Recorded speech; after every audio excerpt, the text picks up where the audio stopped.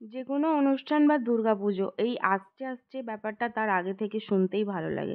এর মধ্যে ঝট করে চলেও আসে, জিনিসগুলো হয়ে যাও। আমার ক্ষেত্রে স্বাদের অনুষ্ঠানটা হবে হবে ভাবতে ভাবতে হঠাৎ করে স্বাদের অনুষ্ঠানটা হয়েও গেল।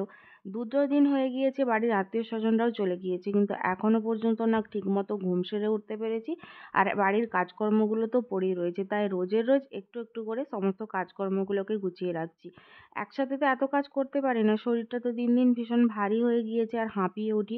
তো এখানে একটু কাজকর্ম করার পর এখন বসে পড়েছিলাম একটা ডাবের জল খেতে। কারণ ভীষণ রকমভাবে গরম, আর এই কদিন তো একেবারেই জল খাওয়া হচ্ছিল না। তারপরে সমস্ত রুম গুছিয়ে কাচাকাচি করা হয়েছিল, সেগুলো তুলে নিয়েছিলাম। দুপুরে রান্নাবান্না সেরে এখন খেতে বসেছি। এখন আবার ইচ্ছে হয়েছে যে ভাত খাই না। ভাতকে এভাবে জল দিয়ে ধুয়ে সবজি সেদ্ধ দিয়ে খেতে ইচ্ছে করে। দুপুরের পর থেকেই হঠাৎ করে আবার কালো মেঘ হয়ে বৃষ্টি শুরু হয়ে গিয়েছিল। ও ফিরেছিল রাত্রে বাড়ি। মা করল পকোড়া, তাই দিয়ে খেলাম মুড়ি।